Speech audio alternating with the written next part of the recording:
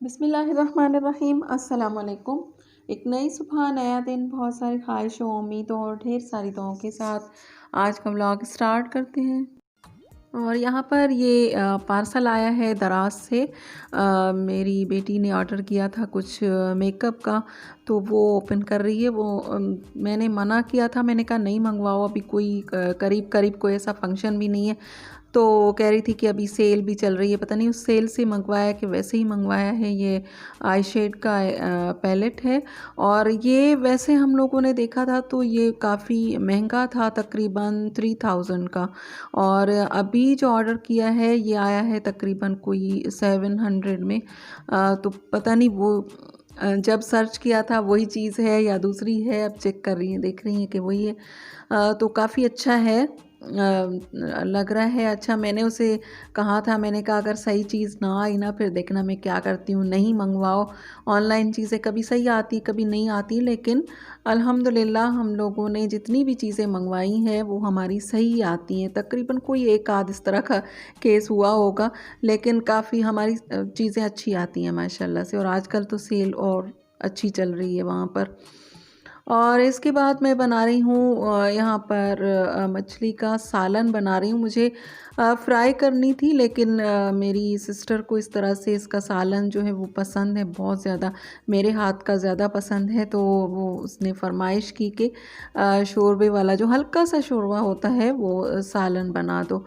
तो उसके लिए मैंने प्याज ब्राउन करके निकाल ली, उसमें फिर से सब चीज़ों को ब्लेंड कर लिया है। उसमें टमाटर, अदरक, लहसुन, एक हरी मिर्च और ये सब जो है इसका पेस्ट बना लिया, और दोबारा से ऑयल में इसको फ्राई कर रही हूँ मसाले को अच्छे से। इसमें से जब खुशबू आने लगेगी तो फिर बाकी की चीज़ें ऐड करेंगे। अब यहाँ पर इसमें मसाले ऐड कर रही हूँ। इसमें धनिया पाउडर है, लाल मिर्च का पाउडर है, और फ्राई मछली का था मेरे पास मसाला, तो वो भी मैंने इसमें ऐड कर दिया है। और काफ़ी बड़ी मछली थी, मैंने कहा था कि फ्राई करूँगी तवा, जैसे तवा मछली होती है उस तरीके से। लेकिन फिर ये बनानी मतलब सालन बनाना पड़ा, लेकिन इसके पीसेस थोड़े छोटे करने चाहिए सालन के, लेकिन मैंने फ्राई के लिहाज से फिर बड़े पीसेस करवा लिए थे, फिर मुझसे वो कट नहीं रहे थे। लेकिन सालन माशाल्लाह से बहुत अच्छा बना, बहुत ही टेस्टी सालन। ये हमें बहुत पसंद है सभी घर वालों को। अक्सर फ्राई होती रहती है फ़िश, हमेशा ही फ्राई करो और उसके ऊपर मसाला छिड़को और खा लो, लेकिन इस तरह से कभी बनाते हैं ना तो बहुत अच्छा बनता है। और घर के मसाले जो हैं वही इसमें अगर डाल दें तो वही काफ़ी होता है। लेकिन इसमें मेथी बहुत ज़रूरी होती है, कसूरी मेथी जो होती है, लेकिन मेरे पास मेथी नहीं थी, तो इस वजह से फिर मैंने ये जो फ़िश मसाला है वो इसमें ऐड कर दिया था, क्योंकि उसमें कसूरी मेथी होती है। तो बस ये अब तैयार है। ये जो कढ़ाई है ये छोटी पड़ गई थी, फिर मैंने इसे दूसरा जो बड़ा पतीला है उसमें शिफ्ट कर लिया था, क्योंकि इसमें सही नहीं आ रहा था, क्यों मसाले में ये डिप नहीं हो रही थी अच्छे तरीके से। इसके पीसेस अच्छे तरीके से नहीं जा रहे थे इसमें मसाले में, इसके शोरबे में। तो फिर मैंने दूसरे पतीले में, बड़ा पतीला है उसमें खुले मुँह का जो बर्तन होता है उसमें ये सालन सही बनता है। और उसको निकालना फिर सर्व करना थोड़ा सा मुश्किल लगता है, इसी वजह से कभी कोई गेस्ट आ जाए तो फिर सालन बनाना थोड़ा सा वो हम लोग अवॉइड करते हैं कि सालन ना बनाए, फ्राई कर दें। और यहाँ पर मैं इसमें धनिया, हरी मिर्चें ऐड कर रही हूँ खुशबू के लिए। दोबारा से करूँगी जब ये सालन बिल्कुल तैयार हो जाएगा, फिर दोबारा से इसमें हरी मिर्चें, हरा धनिया ऊपर से डाल दूँगी। ये पकने के लिए थोड़ी सी खुशबू के लिए मैंने अभी से इसमें गरम मसाला और ये सब कुछ डाल दिया है। और बड़े पतीले में इसमें डाल के और उसके बाद फिर उसको अच्छे से पकाऊंगी। ज़्यादा नहीं पकाना होता, लेकिन तेज़ आंच पर पकाना होता है, क्योंकि हल्की आंच पर ये जल्दी गल जाता है। मछली गल जाती है ना जल्दी। लेकिन ये बड़ी है तो इसमें अब मैं इमली का पानी थोड़ा सा डाल दूँगी, तो फिर ये इसके पीसेस टूटेंगे नहीं। बस यहाँ पर इस स्टेज पर मैंने इसे दूसरे पतीले में शिफ्ट कर दिया था बड़े मुंह के, और फिर तेज़ आंच पे पकाया, फिर हल्का सा उसको दम दिया, तो फिर ये इसके ऊपर ऑयल आ गया और सालन बिल्कुल तैयार।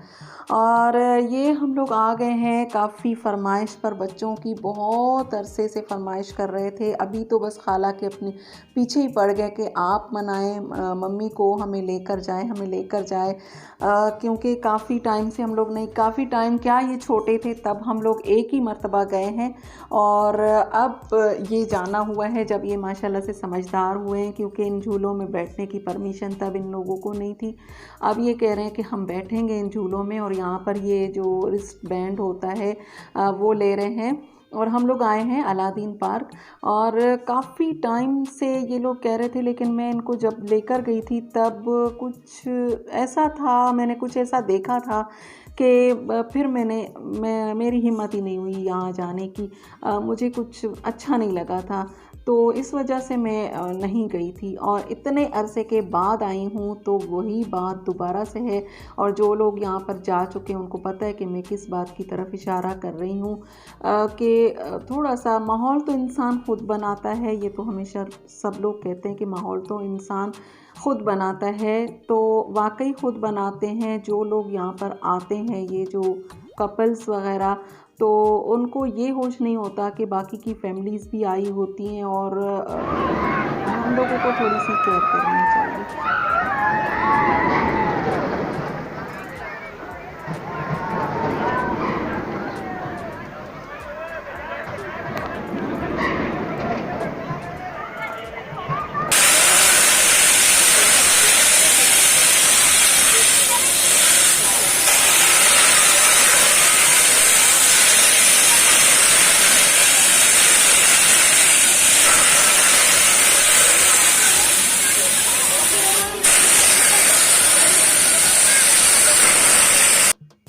बहरहाल बच्चों ने एंजॉय बहुत ज़्यादा किया, और इस तरह के देखें कितने खौफनाक झूले हैं, और ये बिल्कुल फ्री थी। ज़ाहिर है उन्होंने वो जो बैंड लिए थे उसकी वजह से, तो वो हर झूले में बैठना अपना फ़र्ज़ समझ रहे थे।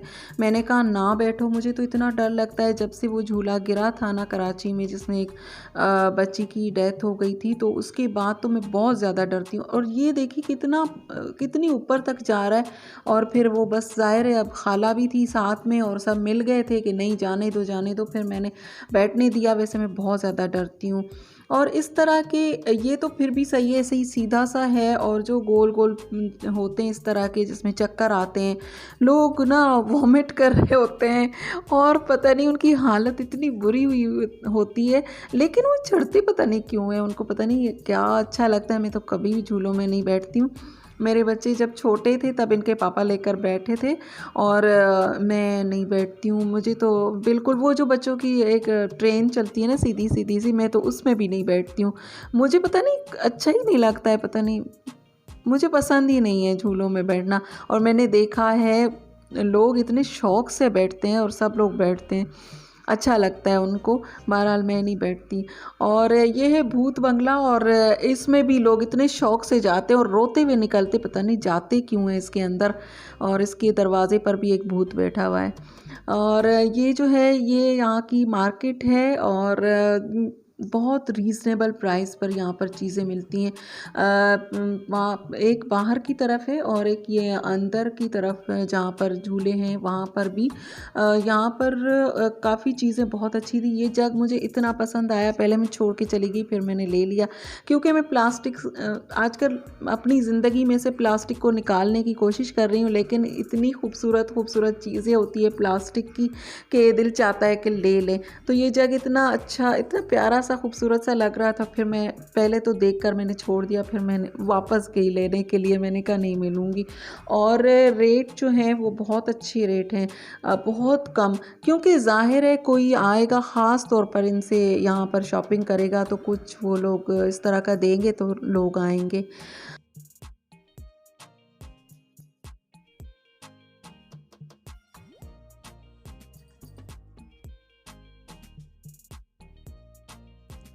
और बस आज का ब्लॉग आप लोगों को कैसा लगा, पसंद आए तो लाइक शेयर एंड सब्सक्राइब कीजिए। दुआओं में याद रखिए, अपना और अपनों का बहुत सारा ख्याल रखिए। अल्लाह हाफ़िज़।